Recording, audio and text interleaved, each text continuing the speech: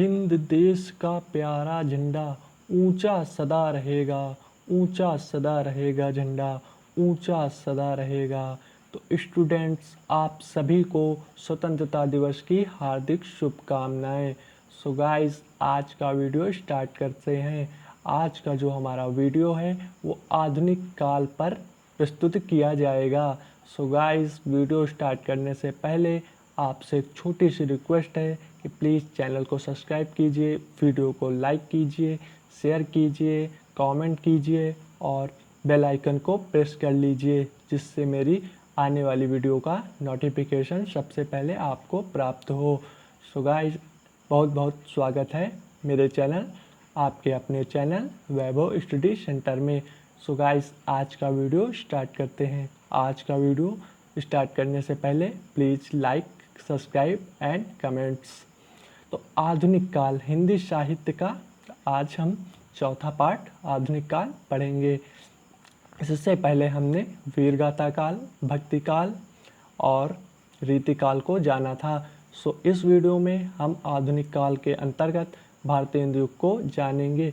आज का वीडियो थोड़ा लंबा जरूर होगा, परंतु इसमें एक एक स्टेप बाय स्टेप आपको समझाया जाएगा। सो गाइस, आज का वीडियो स्टार्ट करते हैं। तो हिंदी साहित्य का इतिहास, इसके अंतर्गत आधुनिक काल को पढ़ते रहे हैं। पिछले वीडियो में वीरगाथा काल, भक्ति काल व रीतिकाल को जाना था। इस वीडियो में हम आधुनिक काल को पढ़ते हैं। समय सीमा, आधुनिक काल की समय सीमा 1843 से अब तक मानी गई है। सो आधुनिक काल की जो समय सीमा है वो 1843 से अब तक मानी गई है। आधुनिक काल हिंदी साहित्य का वह काल माना गया है जिसमें हिंदी का संपूर्ण विकास हुआ। अर्थात स्टूडेंट्स, जो आधुनिक काल है उसमें हिंदी का संपूर्ण विकास देखा गया है। अर्थात काव्यों में उपन्यास, कहानी आदि सभी लिखी गई हैं। इस युग में पद्य, गद्य, कहानी, नाटक, हिंदी की समस्त विधाओं का विकास हुआ है। अर्थात जो 17 विधाएं हैं हिंदी में, उन सभी का विकास इस काल में देखा गया है। संपूर्ण विकास देखा गया है, इस काल के लेखकों ने किया है। हिंदी की समस्त विधाओं का विकास हुआ है। इस युग को हिंदी का सर्वश्रेष्ठ युग भी कहते हैं। तो आधुनिक काल को हिंदी का सर्वश्रेष्ठ युग भी माना जाता है। आइए स्टूडेंट्स, हम इनके नामकरण को जानते हैं कि आधुनिक काल के कौन कौन से नाम हैं। आइए स्टेप बाय स्टेप जानते हैं स्टूडेंट्स। तो आधुनिक काल का जो आधुनिक काल है वह नाम रामचंद्र शुक्ल द्वारा दिया गया है। प्रसिद्ध आलोचक माने जाते हैं। इन्होंने आधुनिक काल नाम रामचंद्र शुक्ल द्वारा दिया गया है। दूसरा है नवजागरण काल, जो कि भारतेंदु हरिश्चंद्र द्वारा दिया गया है। तीसरा है गद्य काल, जो रामचंद्र शुक्ल द्वारा दिया गया है। आइए स्टूडेंट्स, अगले टॉपिक की ओर चलते हैं। तो आधुनिक काल की विशेषताओं की ओर हम अग्रसर होते हैं कि कौन कौन सी विधाएं, कौन कौन सी विशेषताएं हैं। आइए जानते हैं स्टूडेंट्स, ध्यान लगा के देखिए। तो नंबर 1 है खड़ी बोली में काव्य रचना। अर्थात आधुनिक काल में खड़ी भाषा का समावेश देखा गया है। और जो विगत काल थे उनमें डिंगल भाषा, पिंगल भाषा, अवधी व ब्रज भाषा देखी गई है, परंतु आधुनिक काल में खड़ी भाषा का प्रयोग देखा गया है। दूसरा है प्रबंध व मुक्तक शैली में काव्य रचना।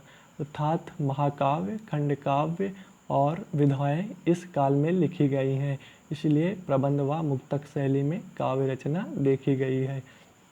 प्रकृति का मानवीकरण किया गया है। इस काल के कवियों ने प्रकृति का मानवीकरण किया है, जैसे कि बादल, खेत खलिहान, कोई एक चित्रण प्रकृति का ले लिया है और उसका मानवीकरण कर डाला है। एक टॉपिक का पूरा मानवीकरण किया है इस काल के कवियों ने। प्रेम व सौंदर्य की भावना, नंबर 4 विशेषता है प्रेम व सौंदर्य की भावना। और अलंकारों की प्रधानता, इस युग में अलंकारों की प्रधानता देखी गई है। बहुत विविध प्रकार के अलंकार देखे गए हैं। रूपक, यमक, श्लेष आदि अलंकार देखे गए हैं। आइए स्टूडेंट्स, हम अगले टॉपिक की ओर चलते हैं। तो आधुनिक काल का विभाजन देखते हैं। आधुनिक काल के कितने विभाजन हैं, आइए जानते हैं। नंबर 1 भारतेंदु युग, नंबर 2 द्विवेदी युग, नंबर 3 छायावाद युग, नंबर 4 छायावादोत्तर युग, नंबर 5 प्रगतिवाद युग, नंबर 6 प्रयोगवाद युग, नंबर 7 नई कविता, जो हमारे आधुनिक काल है, निम्न भागों में बटा है। आइए भारतेंदु युग 1850 से 1900 तक, नंबर 2 द्विवेदी युग 1900 से 1919 तक, सी नंबर छायावाद युग 1919 से 1938 तक, नंबर डी छायावादोत्तर युग 1938 से 47 तक, प्रगतिवाद युग भी है, और प्रयोगवाद 1943 से 53, नई कविता 1954 से 60 तक मानी गई है स्टूडेंट्स।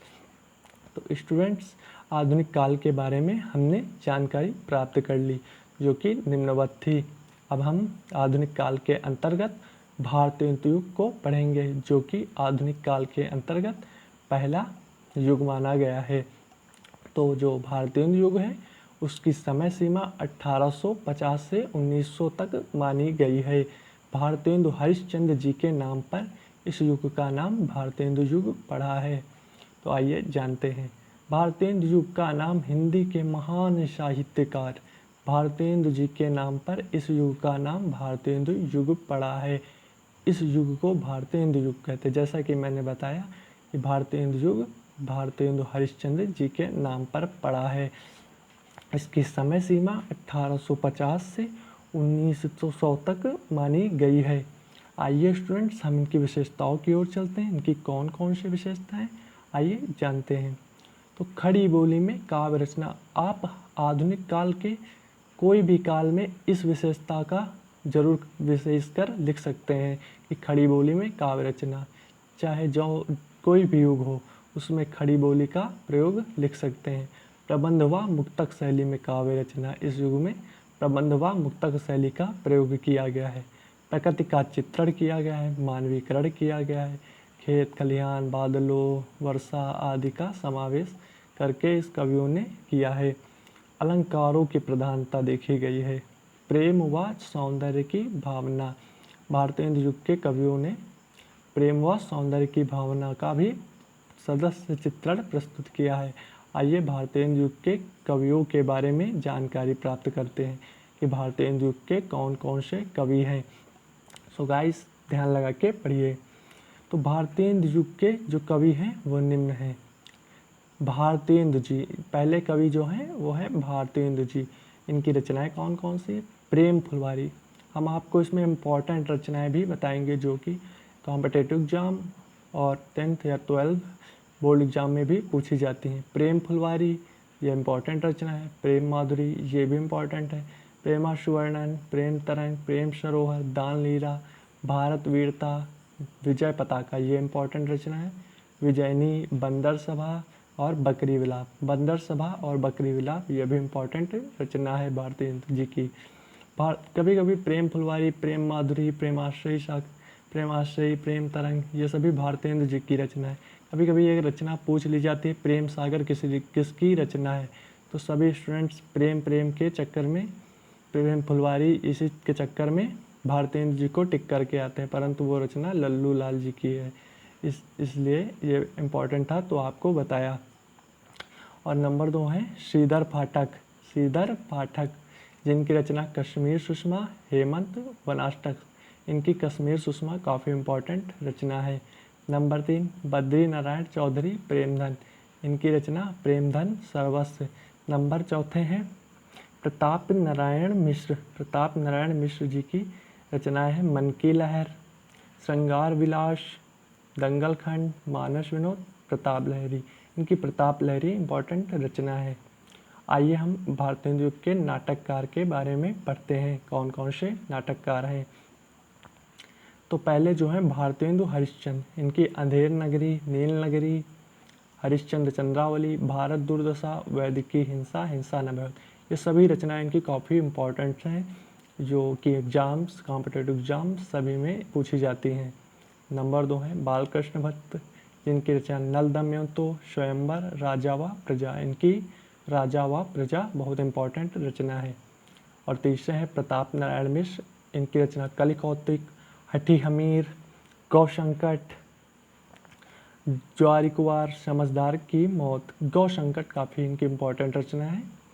आइए स्टूडेंट अगले टॉपिक की ओर चलते हैं। इस युग के उपन्यासकार को पढ़ते हैं।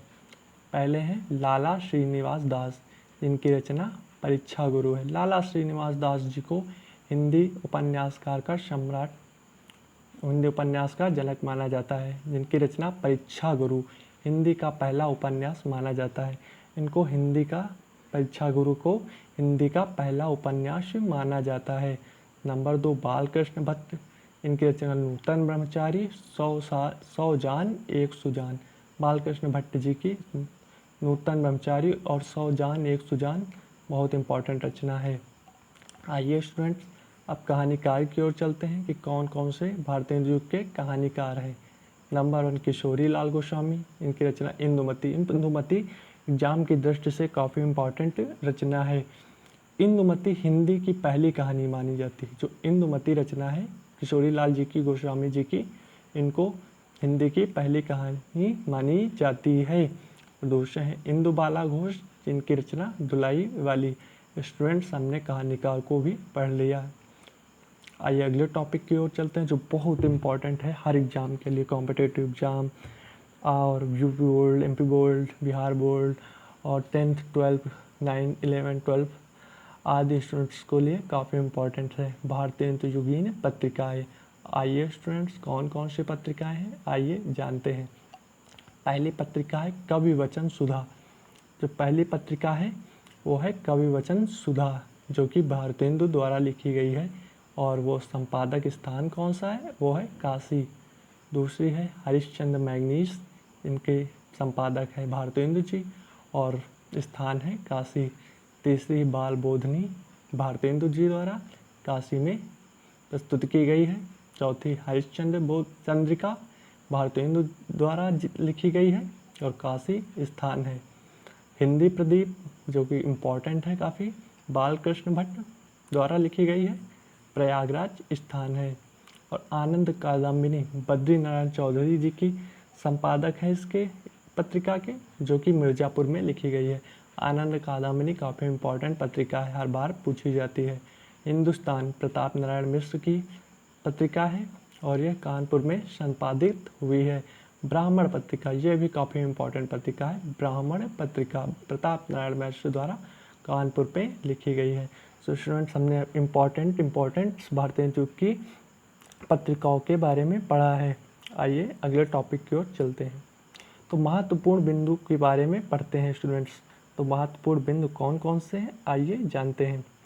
भारतीय युग के पूर्व राजा लेखन थे, मतलब कि इस युग में कुछ राजा लेखन भी देखे गए हैं, राजा ने लिखा है। तो पहले राजा हैं राजा शिव प्रसाद सितारे हिंद, इनकी रचना इतिहास तिमिरनाशक और राजा भोज का सपना, दोनों काफ़ी इंपॉर्टेंट रचनाएं हैं।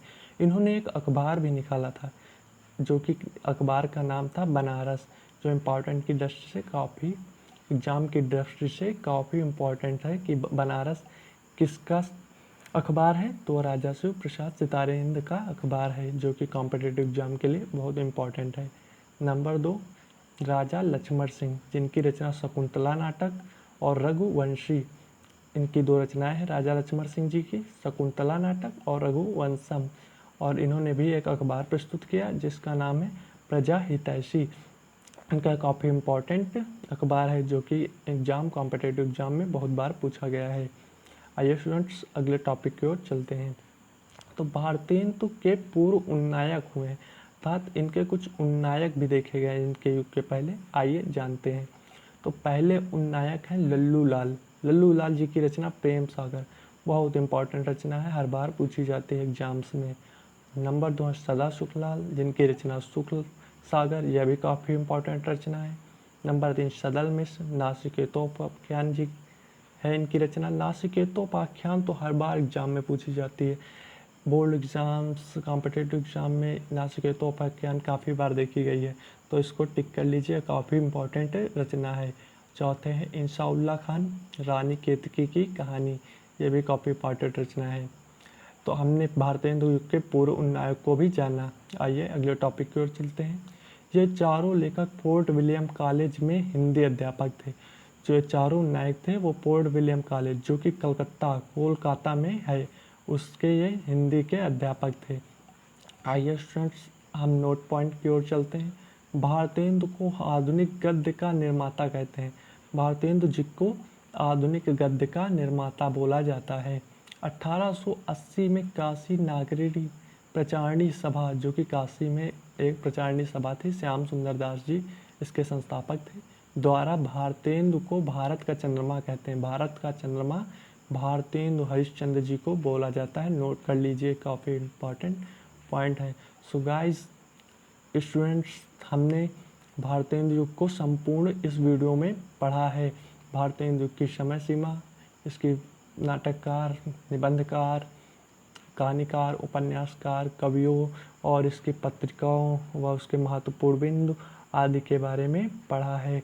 सो स्टूडेंट्स, अगर वीडियो को अच्छा लगे तो वीडियो को लाइक करें, कमेंट्स करें और वीडियो को शेयर करें। अगर चैनल पर नए हैं तो चैनल को सब्सक्राइब कर लीजिए और बेल आइकन को प्रेस कर लीजिए, जिससे मेरी अगली आने वाली वीडियो का नोटिफिकेशन सबसे पहले आपको प्राप्त हो। सो गाइस, इस वीडियो को पसंद करें और साझा करें और चैनल में सदस्यता लें। और वीडियो को ख़त्म करने से पहले आप सभी को स्वतंत्रता दिवस की हार्दिक शुभकामनाएं।